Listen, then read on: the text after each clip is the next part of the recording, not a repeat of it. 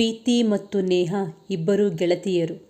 ಅವರು ತಮ್ಮ ಬಾಲ್ಯವನ್ನು ಒಂದು ಸಣ್ಣ ಹಳ್ಳಿಯಲ್ಲಿ ಬೀದಿಗಳಲ್ಲಿ ಒಟ್ಟಿಗೆ ಕಳೆದರು. ಅವರು ಒಂದೇ ಶಾಲೆಯಲ್ಲಿ ಓದಿದರು ಮತ್ತು ಸಹಪಾಠಿಗಳಾಗಿದ್ದರು. ನೇಹ ತನ್ನ ಅಧ್ಯಯನದಲ್ಲಿ ನಿರಂತರವಾಗಿ ಅಗ್ರಸ್ಥಾನದಲ್ಲಿದ್ದಳು. ಅವಳಿಗೆ ದೊಡ್ಡ ಕನಸುಗಳಿದ್ದವು. ಅವಳು ನಗರದಲ್ಲಿ ದೊಡ್ಡ ಜೀವನವನ್ನು ನಡೆಸಿ ಖ್ಯಾತಿಯನ್ನು ಗಳಿಸಬೇಕೆಂದು ಬಯಸಿದ್ದಳು. ಮತ್ತೊಂದೆಡೆ ಪ್ರೀತಿ ಸಾಮಾನ್ಯ ವಿದ್ಯಾರ್ಥಿನಿಯಾಗಿದ್ದಳು. ಆದರೆ ಅವಳು ಎಷ್ಟು ನಿರಾತಂಕ ಸ್ವಭಾವವನ್ನು ಹೊಂದಿದ್ದಳೆಂದರೆ ಅವಳು ಪ್ರತಿಯೊಂದು ಸಂದರ್ಭದಲ್ಲೂ ಸಂತೋಷವಾಗಿರುತ್ತಿದ್ದಳು. ಹಳ್ಳಿಯ ಸರಳತೆ, ಹೊಲಗಳು ಮತ್ತು ಸ್ನೇಹಿತರೊಂದಿಗೆ ಕಳೆದ ಕ್ಷಣಗಳು ಇಬ್ಬರಿಗೂ ಅಮೂಲ್ಯವಾದವು. ಆದರೆ ಕಾಲಾನಂತರದಲ್ಲಿ ಅವರ ಹಾದಿಗಳು ಬೇರೆಡೆಗೆ ತಿರುಗಿದವು. ಪ್ರೌಢಶಾಲೆಯ ನಂತರ ಅವರು ವಿವಾಹವಾದರು ಮತ್ತು ದೆಹಲಿಯಲ್ಲಿ ನೆಲೆಸಿದರು. ಪ್ರೀತಿ ಕುಟುಂಬದ ವ್ಯವಹಾರವನ್ನು ನಿರ್ವಹಿಸುತ್ತಿದ್ದ ಕುನಾಲ್ನನ್ನು ಮದುವೆಯಾದಳು.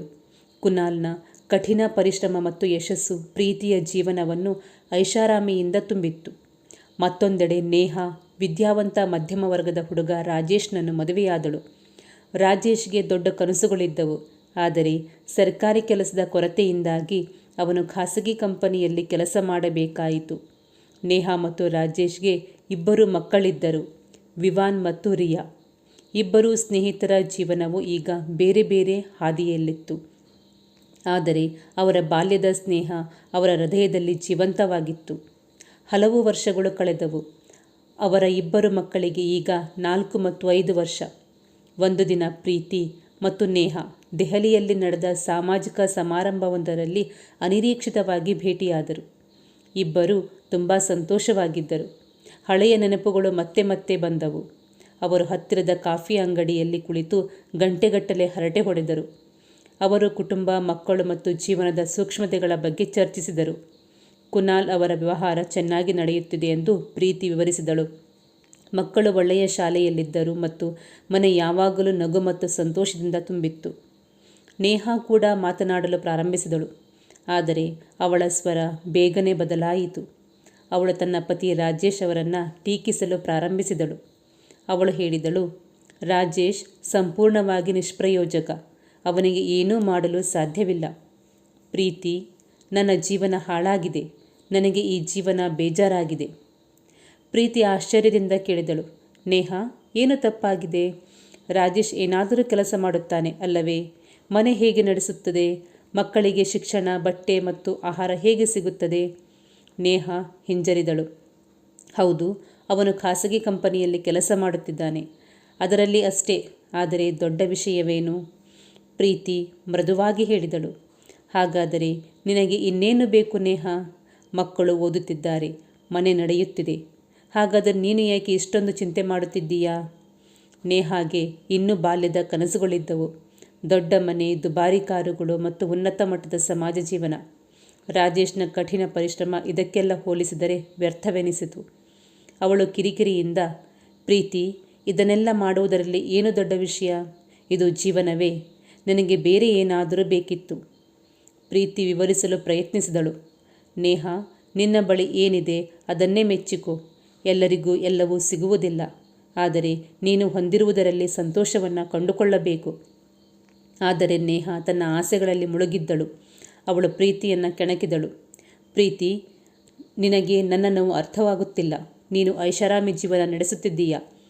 ಪ್ರೀತಿ ಮೌನವಾದಳು. ಅವಳು ಇನ್ನಷ್ಟು ಹೇಳಬೇಕೆಂದಿದ್ದಳು. ಆದರೆ ನೇಹಾಳ ಮಾತು ಕೇಳಿದ ನಂತರ ಅವಳು ಮೌನವಾಗಿದ್ದಳು. ಕೆಲವು ತಿಂಗಳುಗಳು ಕಳೆದವು.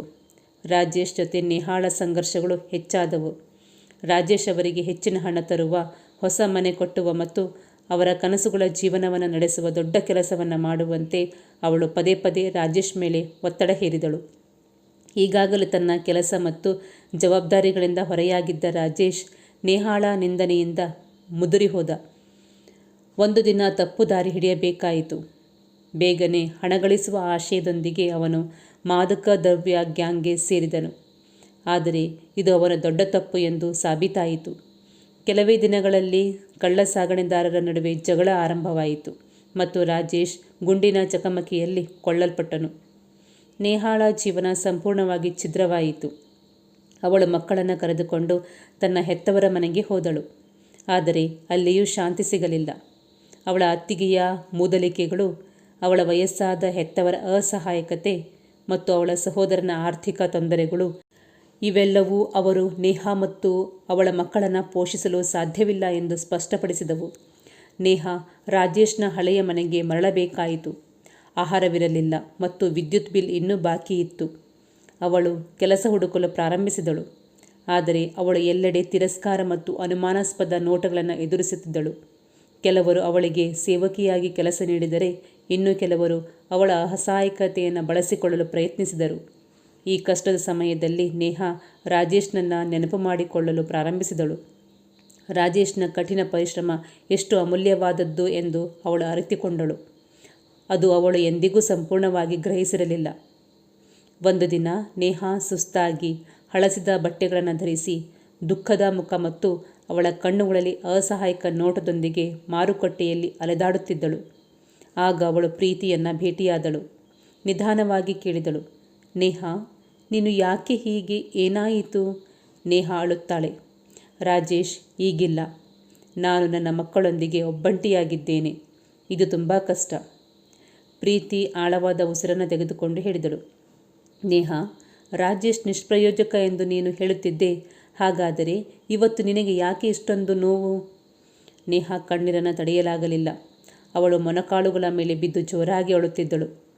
ಪ್ರೀತಿ ಅವಳನ್ನು ತಬ್ಬಿಕೊಂಡು ಕೇಳಿದಳು, ಕ್ಷಮಿಸು, ನನ್ನ ಮಾತುಗಳು ಕಠೋರವಾಗಿರಬಹುದು. ಆದರೆ ಸತ್ಯವೆಂದರೆ ನಾವು ನಮ್ಮಲ್ಲಿರುವುದನ್ನು ಪ್ರಶಂಸಿಸಬೇಕು.